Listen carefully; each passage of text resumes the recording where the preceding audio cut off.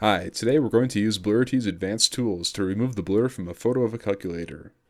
First step is to find your blurry photo. In this case, it's going to be the calculator example we have on the website. It exhibits quite severe motion blur. As you can see from looking at the photo, the motion blur seems to be in kind of a diagonal direction. It's so severe that you cannot read things on the screen or many of the button labels. Some of them you can kind of barely make out, like this says mode, but for example, this, I doubt you can read what that says. So, we're going to use Blurity's tools to remove it. Like I said at the beginning, we're going to use advanced tools today, so we're going to click the advanced button to open up the advanced tools here. The first and most important step in the deblurring process is the placement of the red sample box. The content within the sample box is what Blurity uses to build a model of the blur. Blurity then uses that model to remove the blur from the entire image. The sample box should contain items with both structure and detail. By structure, I mean items that are visible even when the image is very small, and by detail, I mean items that are visible in the image only when the image is very large. An example of structure would be this purple button here. An example of detail would be the lettering around the buttons. With that, I'm going to try this setting. I'm going to try the default settings for the deblurring parameters to begin with. I'm going to hit process. Processing is going to take just a little bit. Again, as always, it depends on the size of the image, your particular deblurring parameters, and the speed of your computer.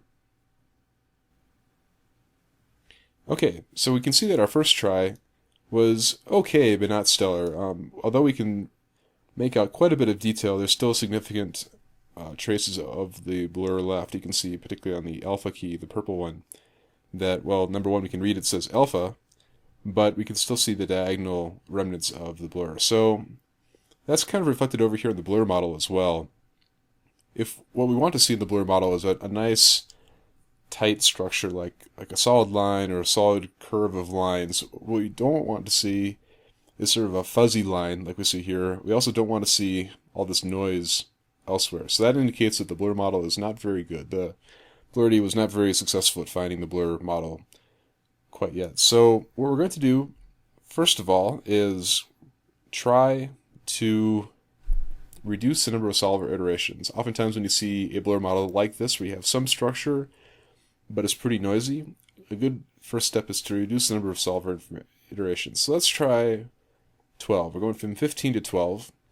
The second thing we want to do is, it looks like we have a pretty big blur here. This is kind of about 24 pixels long as it is right now, so we're probably hitting the upper bounds of what we can remove. So let's try bumping up the blur size a little bit to 40 pixels. That would allow us to have a blur that's up to 40 pixels long. So in other words, you can see that if this blur from like here to here, this kind of visualization of the blur in the original blurry image, we're assuming that that's probably about 40 pixels long right now. It doesn't have to be exact.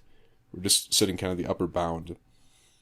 Now, whenever we change the blur size, it's also useful to increase the sample box size so that Blurity has more information to deal with when it's building the blur model. The downside of making the sample box bigger is that it takes longer to process, but generally there are no other disadvantages to it other than just speed. So we're going to stick with the same sample box location. It seemed like we had the beginnings of a model, so that was probably pretty good. So let's try it again with the same sample box location. We're going to process again.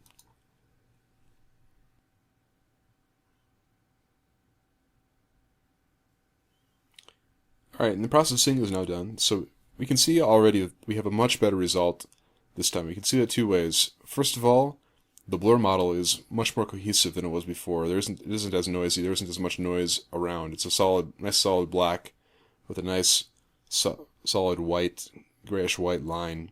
So that's a good sign. The second thing we notice is that the number of artifacts are significantly reduced. We don't see the same blur remnants that we did before, those diagonal lines that were left over. Instead, we're left with text that's quite legible. You can see that there's quite a bit of detail back. Where you couldn't read the labels on the keys before, like this one, don't know what it says over here, but clearly on this side it says copy.